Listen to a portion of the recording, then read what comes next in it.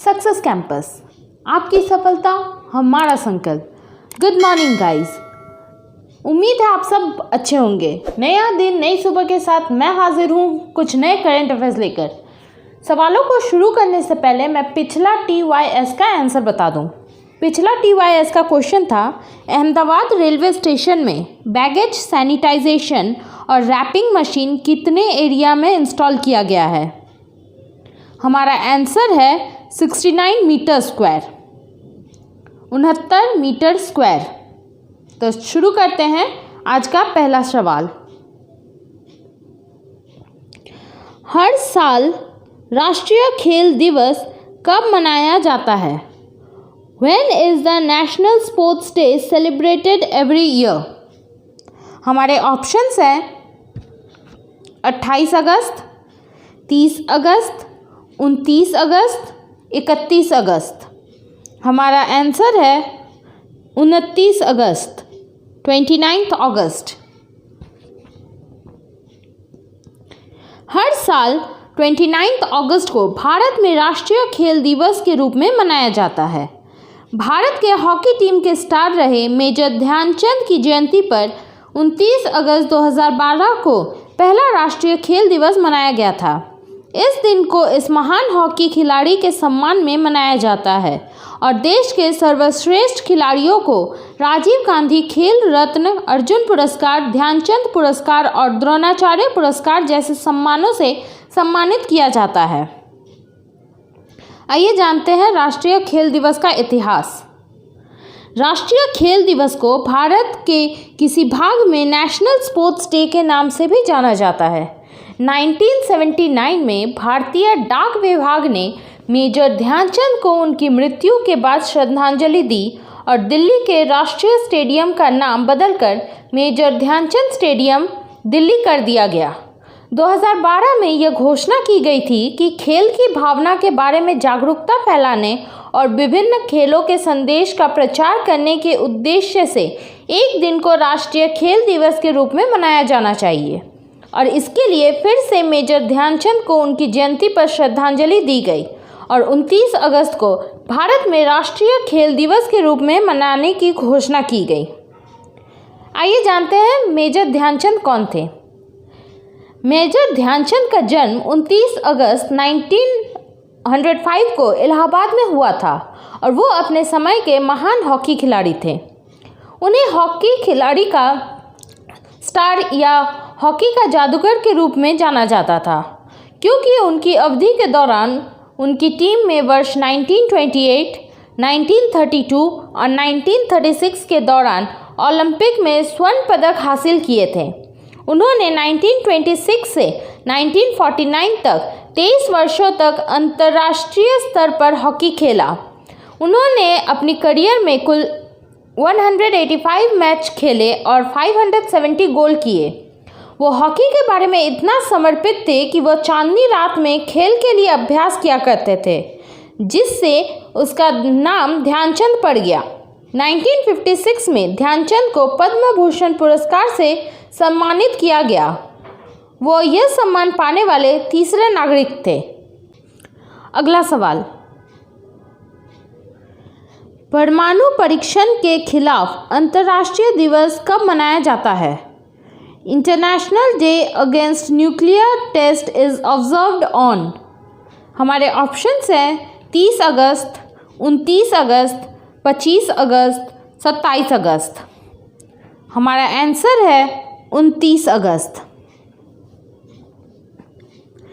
परमाणु परीक्षण के खिलाफ अंतर्राष्ट्रीय दिवस 2010 से 29 अगस्त को विश्व स्तर पर मनाया जाता है। इस दिन का उद्देश्य परमाणु हथियार परीक्षण, विस्फोटों या किसी अन्य परमाणु विस्फोटों के प्रभाव के बारे में जागरूकता बढ़ाना और परमाणु हथियार मुक्त दुनिया के लक्ष्य को प्राप्त करने के साधनों के रूप में से एक के रूप में उनकी समाप्ति की आवश्यकता के प्रति जागरूक करना है। आइए जानते हैं इसके हिस्ट्री के बारे में।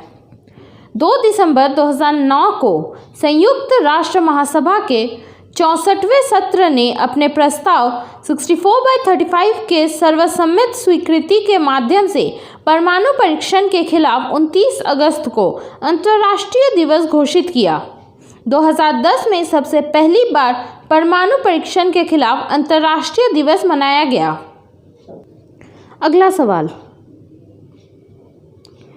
वस्तुतः नेशनल GIS सक्षम लैंड बैंक सिस्टम किसने लॉन्च किया? Who virtually launched national GIS enabled land bank system? हमारे ऑप्शंस हैं नरेंद्र मोदी, अमित शाह, पीयूष गोयल, अरविंद केजरीवाल। हमारा आंसर है पीयूष गोयल। केंद्रीय वाणिज्य और उद्योग मंत्री पीयूष गोयल ने राष्ट्रीय GIS सक्षम भूमि बैंक प्रणाली की शुरुआत की है। इस प्रणाली को राज्यों के उद्योग मंत्रियों, केंद्र शासित प्रदेशों के प्रशासकों एवं केंद्रीय तथा राज्य सरकारों के वरिष्ठ अधिकारियों के साथ आयोजित वर्चुअल मीटिंग के दौरान लॉन्च किया गया। इस पहल का समर्थन invest India, national centre of geo informatics यानी कि NCOG, राष्ट्रीय ई गवर्नेंस प्रभाग यानी कि NEGD, इलेक्ट्रॉनिक्स एवं सूचना प्रौद्योगिकी मंत्रालय तथा Bhaskaracharya institute for space applications and geo informatics यानी कि BISG द्वारा किया जा रहा है। आइए जानते हैं राष्ट्रीय GIS सक्षम भूमि बैंक प्रणाली के बारे में। राष्ट्रीय GIS सक्षम भूमि बैंक प्रणाली का विकास राज्य GIS प्रणालियों के साथ औद्योगिक सूचना प्रणाली यानी कि IIS के समेकन द्वारा किया जा रहा है। प्रारंभ में इस प्रणाली को 6 राज्यों में लॉन्च किया गया है। अभी इस प्रणाली को इसे भूमि की पहचान एवं खरीद का एक प्रभावी पारदर्शी तंत्र बनाने के लिए किया जाएगा, जिसमें बाद में सुधार किया जाएगा। आइए जानते हैं IIS पोर्टल क्या है। ये सभी राज्यों के औद्योगिक क्षेत्रों और क्लस्टरों का एक GIS सक्षम डेटाबेस है और 31 राज्यों, केंद्र शासित प्रदेशों के लगभग 3,300 से अधिक औद्योगिक पार्कों का मानचित्रण किया गया है। इसमें वन, ड्रेनेज, कच्चा माल, हीट मैप्स यानी कि कृषि संबंधी, बागवानी, खनिज स्तर, कनेक्टिविटी के विविध स्तर शामिल है। अगला सवाल,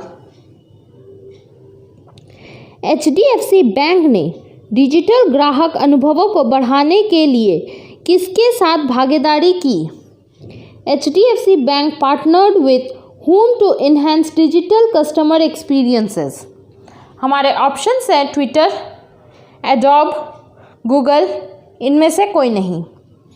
हमारा आंसर है एडोब। HDFC बैंक ने अपने ग्राहकों के डिजिटल अनुभवों को और बेहतर बनाने के लिए एडोब के साथ एक रणनीतिक साझेदारी करने की घोषणा की है। ये साझेदारी एडोब एक्सपीरियंस क्लाउड सॉल्यूशन द्वारा संचालित है, जो HDFC बैंक को किसी भी समय और कहीं भी नए और मौजूदा ग्राहकों को व्यक्तिगत डिजिटल अनुभव प्रदान करने में मदद करेगी। बैंक ग्राहकों की गहरी समझ विकसित करने के लिए एडोब ऑडियंस मैनेजर में डेटा मैनेजमेंट प्लेटफॉर्म जैसे प्लेटफॉर्मों का उपयोग करेगा। एकत्र किए गए डेटा HDFC को ईमेल, मोबाइल और ऑफलाइन चैनलों के माध्यम से ग्राहकों को केंद्रित अभियान और संचार प्रदान करने में सक्षम बनाएंगे। आइए जानते हैं HDFC बैंक के कस्टमर अब किस चीज़ की उम्मीद कर सकते हैं HDFC बैंक से। विभिन्न प्रकार के एंड टू एंड ट्रांजैक्शन करने के लिए किसी भी डिवाइस का उपयोग, बिना HDFC शाखा में जाए डिजिटल रूप से खाता खोलना, 24/7 घर से डिजिटल रूप से ऋण के लिए आवेदन करने के लिए एक मंच, बिना किसी फिजिकल इंटरफेरेंस के निवेश का प्रबंध करना। HDFC बैंक का टैगलाइन है वी अंडरस्टैंड योर वर्ल्ड। इसका मुख्यालय मुंबई, महाराष्ट्र में है। अगला सवाल, IIT एलुमनी काउंसिल ने क्वांटम कंप्यूटर्स के निर्माण के लिए किसके साथ समझौता ज्ञापन किया? IIT alumni council signed MOU with whom for building quantum computers? हमारे ऑप्शंस हैं भूटान, बांग्लादेश, रशिया, जापान। हमारा आंसर है रशिया। भारतीय प्रौद्योगिकी संस्थान के पूर्व छात्रों की परिषद या IIT एलुमनी काउंसिल ने भारत में दुनिया के सबसे बड़े और सबसे तेज हाइब्रिड क्वांटम कंप्यूटर को विकसित करने के लिए रशिया के लोमोनोसोवो मॉस्को स्टेट यूनिवर्सिटी यानी कि MSU और रूसॉफ्ट के साथ एक समझौते पर हस्ताक्षर किए हैं। भारत रसिया संयुक्त परियोजनाओं के लिए सबसे आशाजनक क्षेत्र सूचना और संचार प्रौद्योगिकी, अंतरिक्ष अनुसंधान, जलवायु परिवर्तन, क्वांटम प्रौद्योगिकी और डेटा सुरक्षा है। इस समझौते का उद्देश्य आत्मनिर्भर भारत के मिशन को प्राप्त करने के लिए स्वास्थ्य, कृषि, परिवहन और रसद प्रदूषण और मौसम के पूर्वानुमान के क्षेत्र में प्रौद्योगिकी का उपयोग करना है। समझौते के तहत रूस की सरकारी कंपनियां जो प्रमुख बौद्धिक संपदा अधिकारी यानी कि इंटेलेक्चुअल प्रॉपर्टी राइट्स के मालिक हैं, IIT पूर्व छात्र परिषद को क्रायोजेनिक क्रिप्टोग्राफी और मॉड्यूलर क्लाउड मैनेजमेंट टेक्नोलॉजी जैसी तकनीक को ट्रांसफ़र करेंगी। आइए जानते हैं क्वांटम कंप्यूटिंग क्या है। भारत के सबसे तेज सुपर कंप्यूटर की तुलना में क्वांटम कंप्यूटिंग कई मिलियन गुना तेज होता है।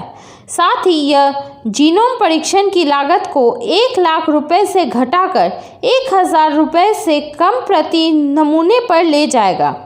इस तकनीक के देश में आने के बाद इंफॉर्मेशन टेक्नोलॉजी में क्रांति आ जाएगी।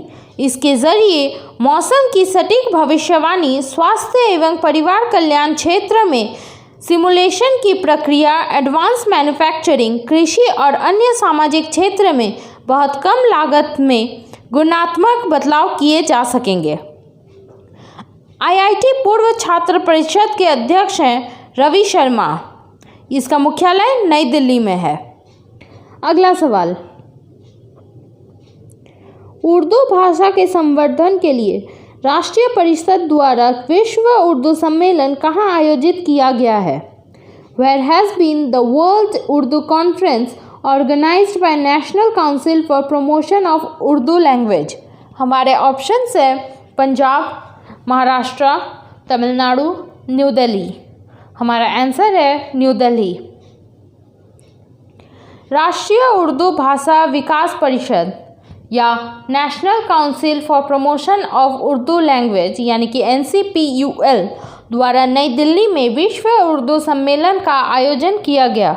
इस 2 दिवसीय सम्मेलन के उद्घाटन सत्र को केंद्रीय शिक्षा मंत्री श्री रमेश पोखरियाल निशंक ने संबोधित किया।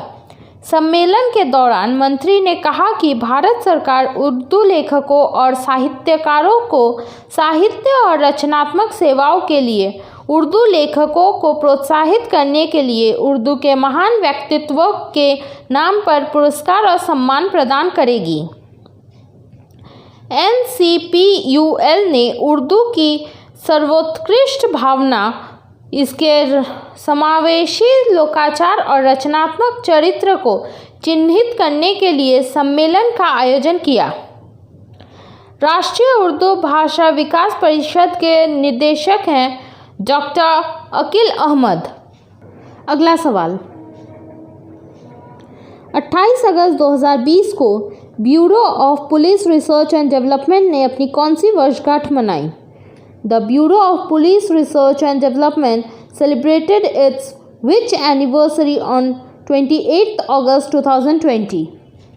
हमारे ऑप्शंस हैं रजत जयंती वर्षगांठ, प्लैटिनम जुबली वर्षगांठ, स्वर्ण जयंती वर्षगांठ, इनमें से कोई नहीं।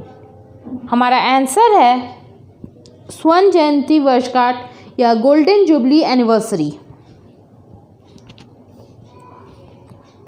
पुलिस अनुसंधान एवं विकास ब्यूरो यानी कि BPRND द्वारा 28 अगस्त 2020 को अपनी स्वर्ण जयंती वर्षगांठ मनाई गई।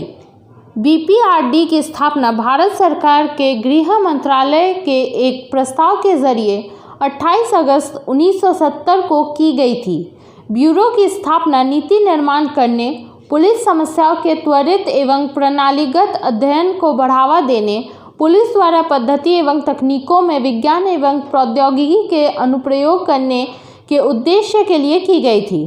ब्यूरो ने भारतीय पुलिस को आकार देने में महत्वपूर्ण भूमिका निभाई है। प्रारंभ में पुलिस अनुसंधान एवं विकास ब्यूरो यानी कि BPRD 2 प्रभागों से मिलकर बना था। अनुसंधान, प्रकाशन और सांख्यिकी प्रभाग और विकास प्रभाग। अन्य 2 डिवीजन क्रमशः परीक्षण प्रभाग और सुधारक प्रभाग को क्रमशः 1973 और 1995 में जोड़ा गया था। साल 2008 में राष्ट्रीय पुलिस मिशन जोड़ा गया था तथा विकास प्रभाग का पुनर्गठन आधुनिकीकरण प्रभाग के रूप में किया गया। पुलिस अनुसंधान एवं विकास ब्यूरो के महानिदेशक है VSK कौमुदी। अगला सवाल, चुनौती, अगली पीढ़ी की स्टार्टअप चुनौती किसने शुरू की? हु लॉन्च्ड चुनौती, नेक्स्ट जनरेशन स्टार्टअप चैलेंज? हमारे ऑप्शंस हैं यूनियन मिनिस्टर यानी कि केंद्रीय मंत्री, गवर्नमेंट ऑफ इंडिया यानी कि भारत सरकार, एजुकेशन मिनिस्टर यानी कि शिक्षा मंत्री, फाइनेंस मिनिस्टर यानी कि वित्त मंत्री। हमारा आंसर है केंद्रीय मंत्री या यूनियन मिनिस्टर। केंद्रीय इलेक्ट्रॉनिक्स और सूचना प्रौद्योगिकी मंत्री श्री रविशंकर प्रसाद द्वारा चुनौती, एक अगली पीढ़ी की स्टार्टअप चैलेंज प्रतियोगिता शुरू की गई है। प्रतियोगिता का लक्ष्य भारत के Tier 2 शहरों पर विशेष ध्यान देने के साथ स्टार्टअप और सॉफ्टवेयर उत्पादों को और बढ़ावा देना है। चुनौती प्रतियोगिता में पहचाने गए क्षेत्रों में लगे लगभग 300 स्टार्टअप्स की पहचान की जाएगी और उन्हें अन्य सुविधाओं के साथ 25 लाख रुपए का फंड उपलब्ध कराया जाएगा। इस कार्यक्रम के लिए 95.03 करोड़ रुपए का बजट सरकार द्वारा निकाला गया है, जो 3 वर्षों की अवधि के लिए होगा। इस कार्यक्रम के तहत इलेक्ट्रॉनिक्स और IT मंत्रालय कार्य के निम्नलिखित क्षेत्रों में स्टार्टअप को आमंत्रित करेंगे: एडुटेक, एग्रीटेक और फिनटेक सॉल्यूशन आम जनता के लिए, आपूर्ति श्रृंखला यानी कि सप्लाई चेन, रसद यानी कि लॉजिस्टिक्स और परिवहन प्रबंधन, इंफ्रास्ट्रक्चर और remote monitoring, medical health care, diagnostic, preventive and psychological care, नौकरियां और कौशल, भाषाई उपकरण और प्रौद्योगिकियां। अगला सवाल, जापान के सबसे लंबे समय तक रहने वाले प्रधानमंत्री का नाम बताइए जिन्होंने हाल ही में अपने पद से इस्तीफा दिया है।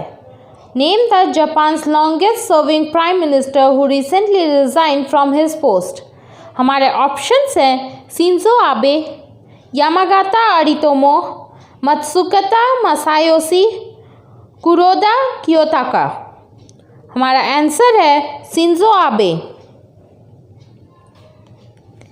जापान के प्रधानमंत्री शिंजो आबे ने स्वास्थ्य की स्थिति खराब होने के कारण 28 अगस्त 2020 को पद से हटने की घोषणा की है। 65 वर्षीय शिंजो आबे ने दुनिया की तीसरी सबसे बड़ी अर्थव्यवस्था के नेता के रूप में 7 साल और 8 महीने कार्य किया, जो जापानी इतिहास में सबसे लंबे समय तक रहने वाले प्रधानमंत्री बन गए हैं। शिंजो आबे 26 दिसंबर 2012 से जापान के PM के रूप में कार्य कर रहे थे। इससे पहले उन्होंने जुलाई 2006 से सितंबर 2007 के बीच कुछ समय के लिए PM के रूप में भी कार्य किया था। तब वह देश के सबसे कम उम्र यानी 52 वर्ष के प्रधानमंत्री बने थे। अगला सवाल, ब्लैक पैंथर स्टार का नाम बताइए जिनका हाल ही में कैंसर के कारण निधन हो गया है। Name the Black Panther star who recently passed away due to cancer. हमारे ऑप्शंस हैं Michael B. Jordan, Letitia Wright, Chadwick Boseman, इनमें से कोई नहीं। हमारा आंसर है चैडविक बॉजमैन। 4 साल से कोलोन कैंसर से जूझ रहे ब्लैक पैंथर अभिनेता चैडविक बॉसमैन का निधन हो गया। उनका जन्म और परवरिश दक्षिण कैरोलिना के एंडरसन में हुआ और उन्होंने 2003 में TV series all my children से अभिनय की शुरुआत की थी। उन्होंने 2008 में biopic the express the any Davis story से बड़े पर्दे पर अपनी शुरुआत की, जहां उन्होंने फ्लॉयड लिटिल की भूमिका निभाई थी। उन्होंने मार्वल सिनेमैटिक यूनिवर्स में प्रसिद्ध ब्लैक पैंथर की भूमिका निभाई थी। अभिनेता ने यह अन्य हाई प्रोफाइल जीवनी वाली भूमिकाएं निभाई, जैसे कि ड्रामा 42 में बेसबॉल के जैकी रॉबिन्सन्स डे, मार्शल में सुप्रीम कोर्ट के जस्टिस थगुज मार्शल और गेट ऑन अप में शोल आइकन जेम्स ब्राउन। अगला सवाल, किस राज्य सरकार ने प्रथम समुद्री एम्बुलेंस का गठन किया? Which state government commission first marine ambulance? हमारे ऑप्शंस हैं केरल, उड़ीसा, पश्चिम बंगाल, महाराष्ट्र। हमारा आंसर है केरल। केरल के मुख्यमंत्री पिनराई विजयन ने केरल में तिरुवनंतपुरम जिले के विझिंजाम गांव में प्रतीक्षा नाम की पहली समुद्री एम्बुलेंस की शुरुआत की। अन्य समुद्री एम्बुलेंस जिन्हें तैनात किया जाना है वे प्रत्याशा और करुण्या है। तैनात की जाने वाली एम्बुलेंस इस प्रकार है: एर्नाकुलम में प्रत्याशा, कोझिकोड में करुण्या।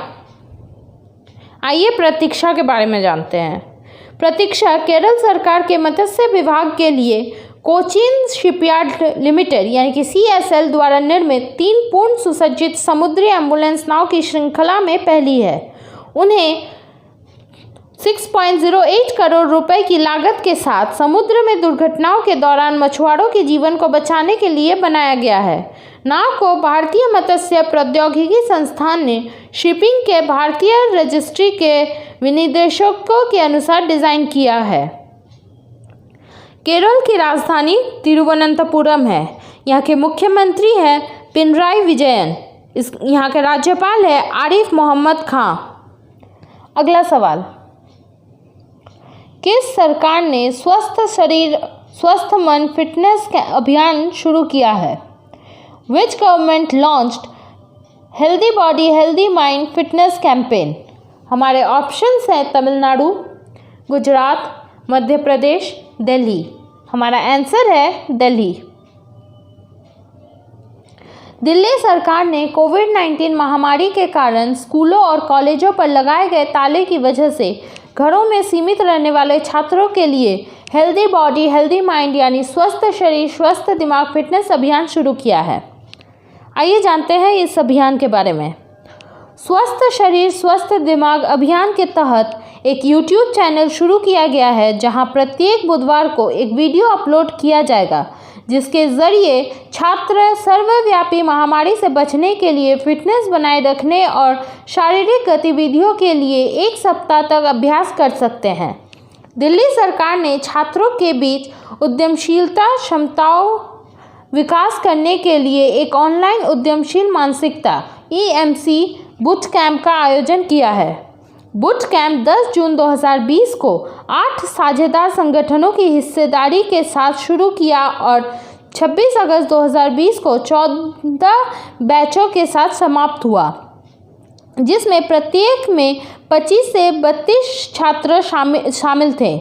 25 मार्च 2020 से देश में लगे लॉकडाउन के कारण स्कूलों और कॉलेजों में ऑनलाइन कक्षा और डिजिटल लर्निंग का विकल्प चुना है। दिल्ली के मुख्यमंत्री है अरविंद केजरीवाल और राज्यपाल है अनिल बैजल। चलिए देखते हैं आज झारखंड करंट अफेयर्स में क्या नया है। IPL की तर्ज पर JSCA द्वारा राज्य के किस जिले में T20 प्रतियोगिता का आयोजन किया जाएगा? हमारे ऑप्शंस हैं जमशेदपुर, रांची, धनबाद, गिरिडीह। हमारा आंसर है रांची। IPL की तर्ज पर झारखंड राज्य क्रिकेट एसोसिएशन JSCA ने T20 प्रतियोगिता आयोजन करने का फैसला लिया है। प्रतियोगिता की शुरुआत 10 सितंबर से शुरू होगी एवं फाइनल 27 सितंबर को खेला जाएगा। इस प्रतियोगिता में सिर्फ राज्य के क्रिकेटर ही सम्मिलित हो सकेंगे। ऐसा देश में पहली बार किसी राज्य के क्रिकेट एसोसिएशन द्वारा आयोजन किया जा रहा है। अगला सवाल,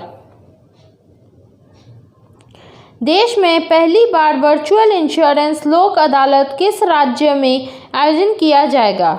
हमारे ऑप्शंस हैं गुजरात, बिहार, मध्य प्रदेश, झारखंड। हमारा आंसर है झारखंड। देश में पहली बार वर्चुअल इंश्योरेंस लोक अदालत का आयोजन झारखंड राज्य में किया जा रहा है। झारखंड विधिक सेवा पदाधिकारी डालसा के निर्देश पर जिला विधिक सेवा पदाधिकारी डालसा की ओर से देश का पहला वर्चुअल इंश्योरेंस लोक अदालत 5 नवंबर को आयोजित की जाएगी। लोक अदालत रांची में वाहन दुर्घटना से जुड़े लंबित केसों की सुनवाई होगी और उसी दिन केस का निपटारा भी किया जाएगा। अगला सवाल, झारखंड राज्य योजना अंतर्गत शहीद ग्राम विकास योजना को 2021 से बढ़ाकर कब तक विस्तार की स्वीकृति दी गई है? हमारे ऑप्शंस हैं 2024, 2026, 2023, 2030। हमारा आंसर है 2023। झारखंड राज्य सरकार के अंतर्गत शहीद ग्राम विकास योजना को 3 वर्षों यानी कि 2021 से 2023 तक अवधि विस्तार की स्वीकृति दी गई है। पूर्व में यह योजना 2017 से 2020 तक के लिए राज्य में लागू की गई थी।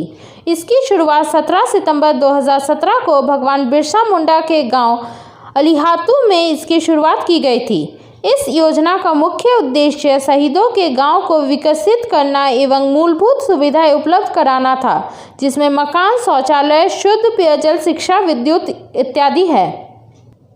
आज का TYS question, liberty savings account प्रतिवर्ष कितने रुपए के अस्पताल नकद बीमा कवर करता है जो कोविड-19 के तहत किए गए अस्पताल के खर्चों को कवर करेगा? आपके ऑप्शंस हैं 25,000 रुपये, 20,000 रुपये, 15,000 रुपये या 50,000 रुपये। इसका आंसर आप मुझे कमेंट सेक्शन में दे सकते हैं। तो आज का करंट अफेयर्स का सिलसिला यहीं ख़त्म करते हैं। मिलते हैं अगले वीडियो में कुछ नए करंट अफेयर्स के साथ। करंट अफेयर्स के PDF फाइल आपको हमारे वेबसाइट और टेलीग्राम चैनल पर मिल जाएंगे, जिसके लिंक नीचे डिस्क्रिप्शन में दिए गए हैं। तब तक के लिए bye bye, take care and have a nice day.